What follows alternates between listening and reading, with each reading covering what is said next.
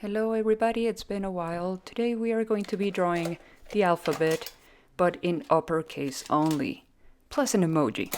So get your supplies ready, a pencil and eraser, because there are going to be plenty of mistakes made, and that's okay. I needed to put a grid. I have to draw a grid. I think I'm going to find the middle of the paper. That means that the left side will be just as big or as wide as the right side. I'm going to leave the same space between the left and the right side. And I'm going to take my time. I practice before I draw this line. And then I finally draw that. It looks more or less nice. You don't have to use a ruler unless you really want to get very particular. And then I'm going to be splitting the left side into 3 columns or 3 sections of the same size. That seems about right. About 3 of the same size. 3 sections of the 3. I'm going to measure to make sure that I'm checking my work. I measure on the opposite side. I can use more or less the same measurement.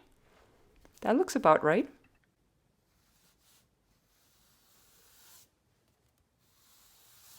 Now I am going to replay this whole action again.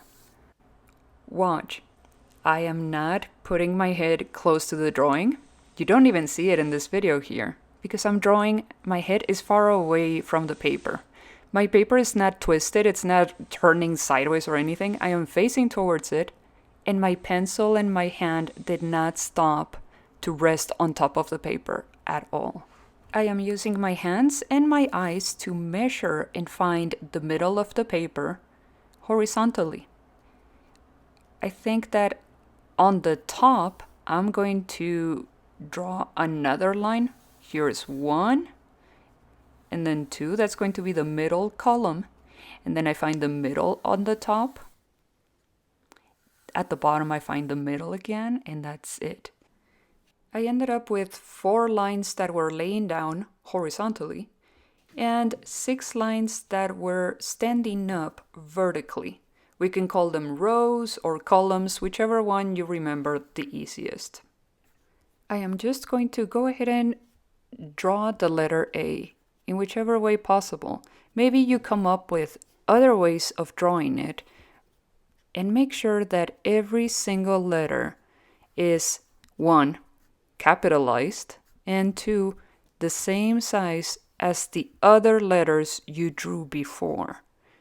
You will have to keep measuring, keep checking your work, and if you forget what's the next letter, you can always sing again the ABCs and check your work, make sure that you are not skipping any letters. Or maybe there is an alphabet around you. Maybe there's an alphabet on your ruler, on the back of your notebook, in your own classroom, or you can ask somebody for help. The point is that you always use the resources that you have around you. Look around and look for solutions too.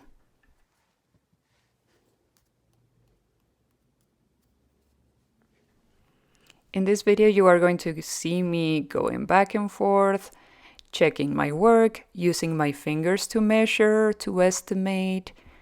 Maybe I'm going to be thinking about the ABCs in my head, or I'm going to be counting, and I'm just going to keep trying. If one letter does not look like a letter, if I don't even know what letter it is, I'm going to erase it and I'm going to try again. I want everybody to be able to read this alphabet. I want everybody to be able to tell what letters I am drawing. So I want you to do the same thing. Check your work, make sure that we are able to tell what letters we are looking at. You can even ask somebody next to you, does this look like the letter K? And if it doesn't, if that person doesn't even know what letter you drew, that's your clue to erasing and trying again.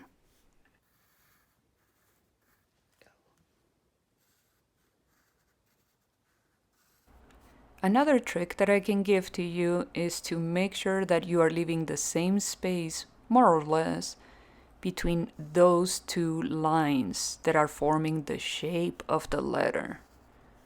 We are using lines to build the shape, not to have a skinny little letter made out of just one line. I'm using many, and I'm trying to leave the same space between the two of them. I'm going to be figuring out more or less. I'm looking at another alphabet so that I can check the letter and so that I can know how to draw the letter in this styled bubble letters. I'm trying to make sure that I'm checking my work. The S is very tricky. It took me a long time of practice to figure out how to draw it so that it would look like a letter S and so that it would not look crooked. The more you practice, of course, the better you are going to get at drawing the alphabet, at learning or memorizing the alphabet, and at drawing it in any style possible.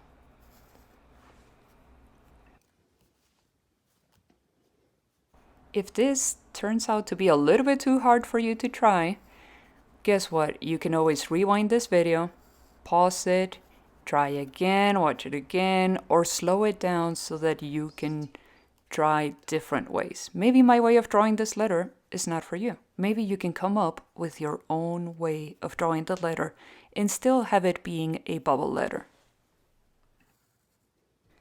On the next video that should be coming out next week, I'm going to be teaching you what I use to color. And again, it's going to be one of those videos where I am giving you tips and tricks on how to make it look really, really nice.